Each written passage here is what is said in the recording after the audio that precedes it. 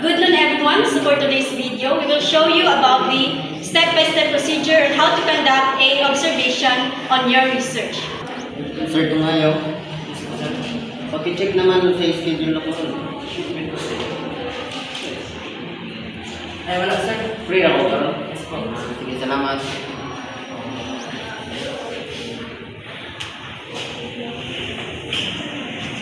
Mambuhay!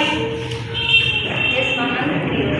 May pagawa ko sa pwede kang pagawa letter for approval para sa observation sa office ni Research Institute para sa ating research. As in ngayon na talaga yung mga nakapama. Yes. Thank you. A few minutes later. Excuse me, ma'am. Okay na po ba? I like this.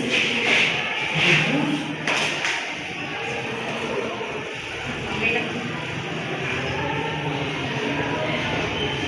So, now, samahan mo ako sa office ni Sir James para mapupahan nila ko na mag-start nila ng okay, start.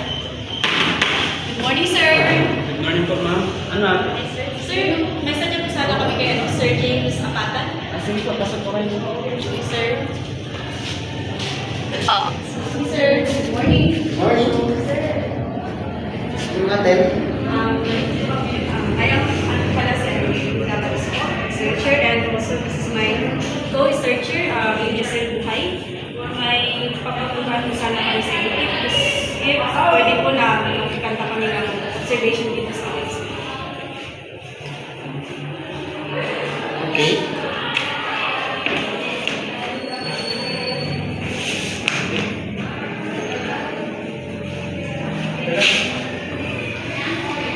Okay, pwede na kayo magsunod.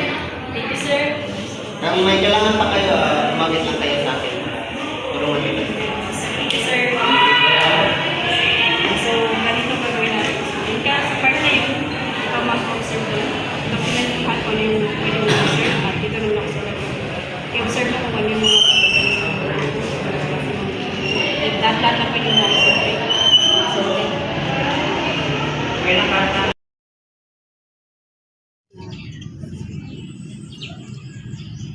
Hello, Sir Abdulman. Asan ka na ngayon? Ha, di ka papasok? Bakit? May sakit ka pala. Sige, sige. Huwag ka na munang pumasok ngayon. Get well soon. Bye-bye. Miss Buhay. Yes, ma'am. So, ito na yung yung mga nakalap natin informasyon yung observe tayo. So, sineparate ko na. Tapos ito yung mga nakuha ko ng mga importanteng informasyon na maging related sa ating research. So, ngayon, may papagawa sana ako sa iyo. Gumawa ka ng letter for approval na magkaroon tayo ng one-on-one interview kay Sir James Apatan. Tapos, ilagay mo dun sa letter na next week yung yung schedule natin sa kanya para sa one-on-one interview. Okay. As in, ngayon na talaga, ma'am? Oo, ngayon mo, para mapapirmahan natin doon kay Sir Apatan. Salamat.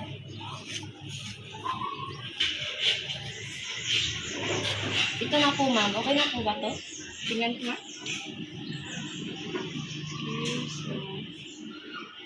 Okay, okay na. Okay na. So, gaya ng dati, samahan mo ako ulit yung kay Sir Apatan para mapapirmahan natin to at maano natin kung ma-approve siya sa schedule na binigay natin. Kapag hindi, hingi tayo kung sa ano yung free niya na schedule na makapunod. Bakit? Okay?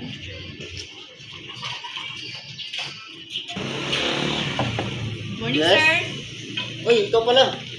Kasama ko ulit sa interview, So, Anong atin? nagpunta kami ulit balik, sir, kasi magpapirma sana kami ng letter, sir, for approval. Ipapayag ka po, magkaroon tayo ng one-on-one interview. Based po dun sa research namin, nag-observe di ba kami dati? So, gusto po sana namin para mas, yung data namin na makuha is mag-one-on-one na interview kami, sir. Hindi, pwede naman. Mga next week po, sir, yung nakalagay namin dyan. So, di ka po ba, sir? Next week? Titingnan ko muna sa schedule ko kung may wala na nga. Free naman ako sa next week. So sure. Sige, sir. Mga Monday, sir. Okay lang. Sir, thank you, sir. Thank you. Sir. Miss Buhay. Yes, ma'am. So, ngayon na yung schedule natin para sa pag-interview kay Sir Apatan. Samahan mo ako ulit ngayon, ha? Pero bago tayo pumunta doon, may instruction muna ako. Ako yung magre-record while nag-interview kami at saka mag-picture-picture ka din para sa documentation natin. Okay? Yes, ma'am. Ayun na.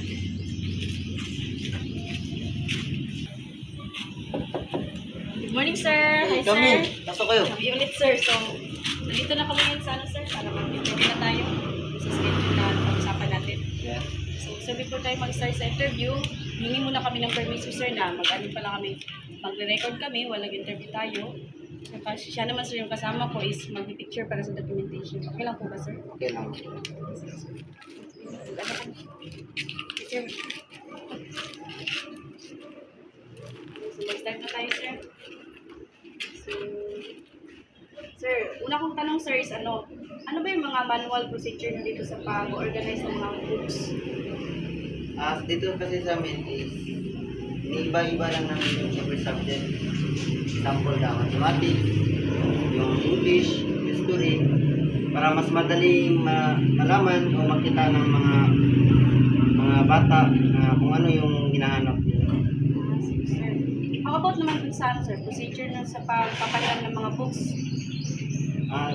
Sa procedure naman sa pagpapahiram namin ng books is nililista lang namin yung pangalan nila, contact number, at kung hindi nila masauli yung libro, tatawagan na lang namin nila.